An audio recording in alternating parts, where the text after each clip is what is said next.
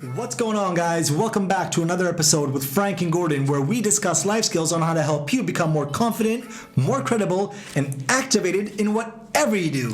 In this video, we're going to introduce to you the powerful skill of persuasion. Since this is a massive topic, we're going to break it down into bite-sized episodes, starting from today, to ensure that you absorb every drop of this powerful skill.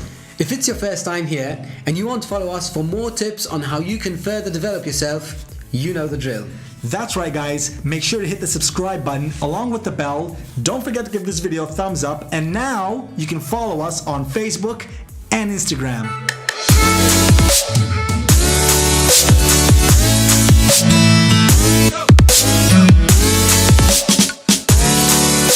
So, Frank, why don't we tell these people what persuasion is all about? That's a great place to begin. You know, persuasion is all about leading people. If used effectively, persuasion skills can influence people on the way they think, on their attitudes, and the way they act. In fact, persuasion's about taking a person from point A to point B, leading them from point A to point B. The power of persuasion is perhaps the ultimate source of advantage in life. In fact, I would go as far to say as the level of persuasion skills that people use separates the successful from the unsuccessful. That's it. And the good news is that persuasion skills are developed, they're learned, and they can be mastered. So that's what persuasion is in a nutshell. So it's important that everybody gleans the lessons which we're going to impart over the next episodes so that everybody can apply them. That's right. I'm going to tell you guys why. If you want to move forward in life, if you want to become successful in what you do, if you want to gain that credibility and reach higher goals, being a great persuader means that you are powerful. Now, on the flip side, if you're not good at persuading, you're practically powerless. Being a great persuader can make you a very powerful person in many ways. In fact, that's why I said at the beginning that being a good persuader is the difference between being successful and unsuccessful. That's right. With the time we have left, let's talk about one of the many elements we'll be discussing in the episodes to come related to persuasion. Now, I think to keep things a bit light for today, why don't we start off by talking about the words that we use? That's a good starting point, because when you want to move someone from point A to point B, obviously you need to speak to them, you need to use words. And the best way that you could use those words is by using logic in your argument to move that person. Now, obviously, when we use logic, the topic has to be delivered in proper sequence. That's right, in order. So that you're leading the other person to your desired conclusion. Okay, so logic, which is using words, is very, very important. Where on the contrary, if you do talk to people in a unstructured manner, you might get them a bit confused what we're saying. So if I start off with something and go to the end and talk about something in the middle and don't take them through the sequence, it'll actually confuse them. Exactly. You've got to have the right sequence. You have to use logic. You have to use structure.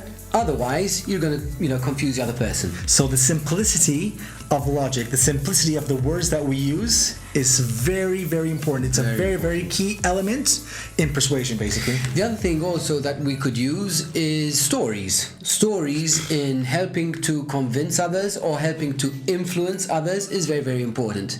When you use detail, when you use description, if you're able to paint a picture in the other person's mind to influence their thinking, that could also be very, very powerful. So visualizing, yes, does actually make me feel more comfortable. It actually persuades me in understanding what one is saying. Exactly. Another fact I think as well that does help is giving facts. Is that right? Facts is super important. When you have an argument, or if you want to lead someone from point A to point B, if you could use facts, especially facts which are published by an authority, that's going to help you tremendously in supporting your words. So facts are very, very important. I also think questions are very important. You can lead a person with the questions that you ask. That's right. Asking questions can be very, very powerful, guys, when it comes to persuasion. If I had to give you guys an example, for instance, if I was a sales rep, if I was a salesperson and I had a client, I'd be offering them my product. Now, I can either go to the client and say, listen, would you like to buy one of my products? Or else I can go to them and say, would you like to buy the red one? Or would you like to buy the green one, for instance? And I think that would be a much better question. So you would be using your words to influence the customer. That's right. To to come over to your desired conclusion. So you're not going to ask them if they want to buy the product. You are actually going to ask them which one they're going to choose. You're going to give them a choice of two. So whichever they choose, ultimately, you've got the sale. Going from A to B, just as you said before. So you'd have led them, through the power of questions, you'd have led them to your desired conclusion. That's it. So using the right words, as Frank just said, is very, very powerful and very important if you really want to persuade people. I think the main thing here is to be crystal clear. Be crystal clear in what you say. Lead the other person using logic, using questions, That's right. using stories, descriptive stories, Facts. help them to visualize them, and of course facts. Exactly.